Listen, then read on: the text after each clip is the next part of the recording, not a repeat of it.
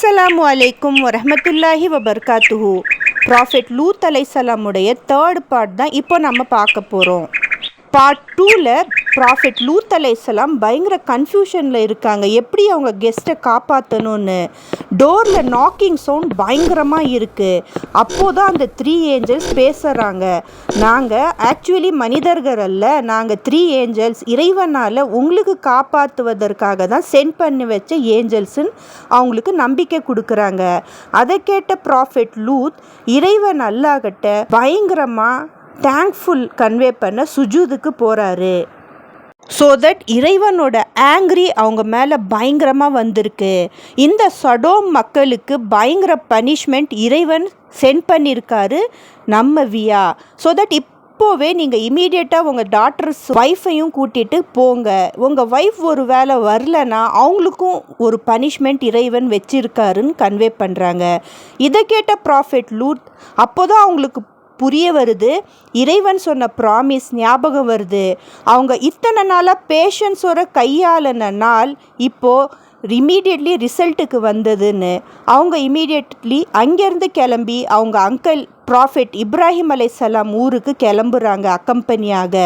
அதே அவங்க wife prophet லூத் அலைஹிஸ்ஸலாமுடைய wife அவங்களுக்கு ஏமாத்துனது மட்டும் இல்லாமல் நம்பிக்கை துரோகமும் செய்தாங்க. ஆனால் ப்ராஃபெட் லூத் அவர் ஒரு ப்ராஃபெட்டாக இருக்கிறனால அவங்க ஹெல்ப்லெஸ் ஆகிடுறாங்க. இறைவன்கிட்ட மேலும் பேஷன்ஸ்க்காக எதிர்பார்த்தாங்க.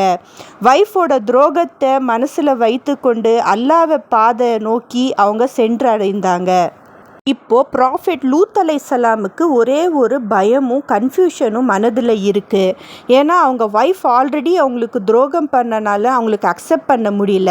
அது மட்டும் இல்லாமல் அவங்க மக்களுக்கு அவங்க ரைட்டீஜியஸ் பாத்துக்கு குட்டு பாத்துக்கு அழைக்க பயங்கரமாக போராடினாங்க. சிவியராக அவங்க ட்ரை பண்ணாங்க. பட் அந்த மக்கள் கொஞ்சம் கூட கேட்கலை, ஏற்கலை. ஸோ தட் அந்த மக்களை விட்டுட்டு போகிறோமேங்கிற கவலை தான். இந்த இடத்துல தான் அல்குரானில் அல்லாஹ் ஆல்மைட்டி சொல்கிறாரு, நபி லூத் அவர்களே, உங்களுடைய வேலை நீங்கள் மக்களுக்கு கவுன்சிலிங் கொடுக்கறது மட்டும்தான். ரைட் பாத் காட்டுவதற்காக நான் சொன்ன வார்த்தைகளை கன்வே பண்ண மட்டும்தான். அதோடு உங்கள் வேலை முடிஞ்சது, நீங்கள் அங்கேருந்து இமீடியட்டாக கிளம்பணும்னு. இதை கேட்டு ப்ராஃபெட் லூத் இமீடியட்டாக அவங்க டாட்டர்ஸோட அங்கேருந்து கிளம்புறாரு. இயர்லி மார்னிங் இருந்த டைமில் தான் அந்த மக்களுக்கு இப்போ பனிஷ்மெண்ட் டைம் ஸ்டார்ட் ஆகுது. இப்போ இந்த சொடோம் குமரோ நேஷனுக்கு அழிவு நிச்சயம். இயர்லி மார்னிங் இருந்த டைம் அப்போ ஏஞ்சல் ஜிப்ரயில் அவருடைய ரியல் ஃபார்முக்கு வராரு. சுப்ஹானல்லாஹ். ஆக்சுவலி அவர் பார்க்க அவருடைய விங்ஸ் 1 இல்லை 2 இல்லை 600 விங்ஸ் இருந்தது அவருக்கு. ஒரு விங்கோட சைஸ் மட்டும் ஈஸ்டிலேருந்து ஸ்டார்ட் ஆகி வெஸ்ட்லேயே முடிஞ்சிடும். எக்ஸாக்ட்லி சொல்ல போனால் ஒரு உலகமே ஒரே விங்ஸில் ஃபுல்லாக கம்ப்ளீட் ஆகிருமா. ஸோ பார்க்க எப்படி இருந்திருப்பாருன்னு கொஞ்சம் இமேஜின் பண்ணி பாருங்கள். ஸோ இறைவன் அல்லாஹ்வுடைய கமாண்ட்னால் அவங்களுக்கு 3 பனிஷ்மெண்ட் ஃபிக்ஸ் ஆகியிருந்தது. 3 way of punishment. So first punishment என்னன்னா அந்த நேஷனுக்கே அப்சைட் டவுன் பண்ணுறது தான். அதாவது கலக்கி விடுறது. எப்படிப்பட்ட பனிஷ்மெண்ட்டாக இருக்குன்னு கொஞ்சம் சிந்தித்து பாருங்கள். ஸோ ஃபஸ்ட்டு பனிஷ்மெண்ட்லேயே அவங்களுக்கு அப்சைட் டவுன் பண்ணி பயங்கர அலற சத்தம் கேட்கும். அவங்க அலற சத்தத்தில் உலகமே முழுவதும் அழிஞ்சி போகுமா. அந்த சத்தம் அவ்வளோ டேஞ்சரஸாக இருந்தது. பிகாஸ் அப்சைட் டவுன் ஒவ்வொரு ஆளுக்கும் எடுத்து தூக்கி கீழே அடித்து அலறுறாங்க. அந்த சத்தத்தை கேட்ட ப்ராஃபெட் லூத் அலைஹிஸ்ஸலாமுடைய ஒய்ஃப் அந்த சமயத்தில் தான் ஹஸ்பண்டோட போகாமல் திரும்பி நின்று பார்த்தாங்க. சொல்ல பேச்சு கேட்காம டெஸ்ட்ராய் ஆகிற ஊருக்கு சப்போர்ட் பண்ண போனாங்க. மறுபடியும் தப்பு பண்ணாங்க. தப்பான மக்களுக்கு சப்போர்ட் பண்ண போய் அவங்களுக்கு இறைவன் அல்லாஹ் எந்த இடத்துல அவங்க நின்று திரும்பி பார்த்து என்னுடைய மக்களுக்கு இவ்வளோ வேதனையாக சொல்லும்போது தான் அவங்களுக்கு ராக் சால்ட்டாக மாற்றிட்டாங்க. சொல்லப்படுது, மனைவி லூத் அலைஹிஸ்ஸலாமுடைய statue until the day of judgment வரலையும் காப்பாற்றப்படும்னு. எக்ஸாம்பிளுக்காக தவறான முடிவை எடுக்கக்கூடாதுங்கிறதுக்காக தான் அவங்க ஸ்டாச்சு இன்னும் இருக்குது. So that so total 3 punishment அவங்களுக்கு டிசைட் ஆகி இருந்தது. ஃபஸ்ட்டு 2 பனிஷ்மெண்ட் இப்போ அவங்க மேலே நடந்துட்டுருக்கு. ஃபஸ்ட்டு ஆஃபுல் க்ரை, அதுக்கப்புறம் அவங்களுக்கு அப்சைட் டவுன் போட்டு பயங்கரமாக வாஷ் பண்ணுறாங்க ஏஞ்சல் ஜிப்ரையிலும் அதர் 2 ஏஞ்சல்ஸும். இந்த 3 ஏஞ்சல்ஸ் சொல்லி சொல்லி அடித்தாங்க. எவ்வளோ சொன்னாங்க, நபி லூத் அவர்கள் உங்களுக்கு நல்ல வழியில் வந்துடுங்க, தவறான செயலில் ஈடுபடாதீங்கன்னு. அவங்கள பார்த்து நீங்கள் எத்தனை இன்சல்ட் பண்ணீங்க, சொன்ன பேச்சு கேட்டிங்கன்னா. ஹோமோசெக்சுவாலிட்டி ப்ரொமோட் பண்ணீங்க, மர்டரை ப்ரொமோட் பண்ணீங்க, அன்நேச்சுரல் திங்ஸ் கிளப் ஆக்டிவிட்டியில் எல்லாம் ஈடுபட்டீங்க. அதற்கு உண்டான இந்த தண்டனை இறைவனால் உங்களுக்கு கிடைத்திருக்குன்னு ஏஞ்சல் ஜிப்ரையில் அந்த சொடோம் நாட்டு மக்களை ஒவ்வொருத்தரையும் எடுத்து பிக் பண்ணி ஒவ்வொரு ஸ்டோன் அவங்க மேலே வைத்து அடித்தார்.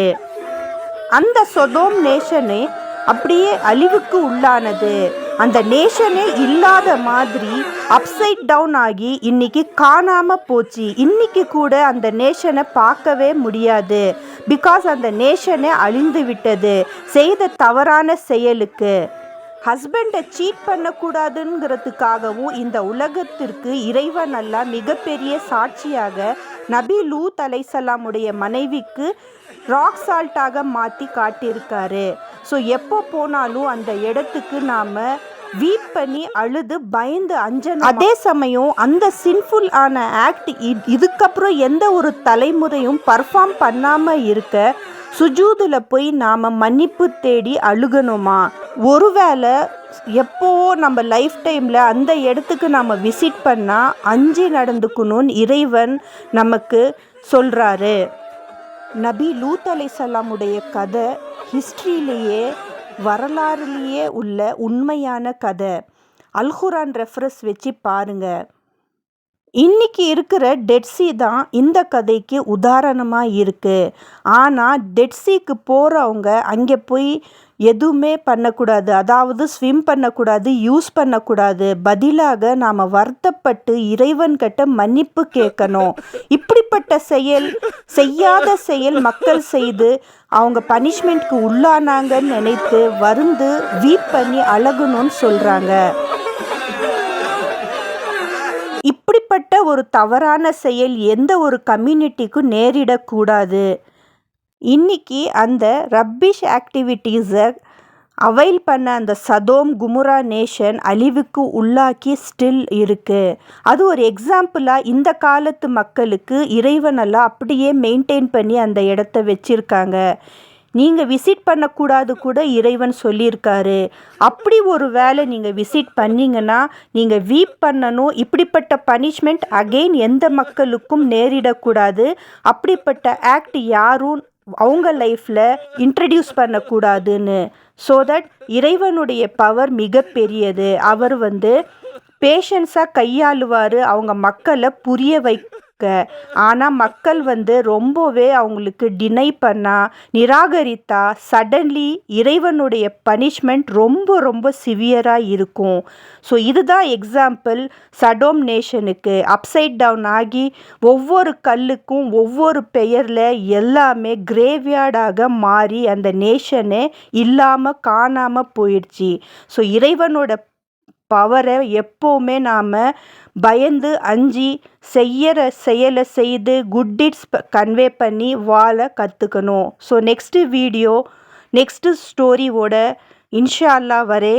அன்டில் தென் இந்த ஸ்டோரியை நிறைய பேருக்கு ஷேர் செய்யுங்க. ஆல்சோ சப்ஸ்கிரைப் பண்ணாதவங்க சப்ஸ்கிரைப் பண்ணிக்கோங்க, லைக் ஹிட் பண்ணுங்கள். இன்ஷா அல்லாஹ். ஜஸாக் அல்லாஹு ஹைரன் கசீரா.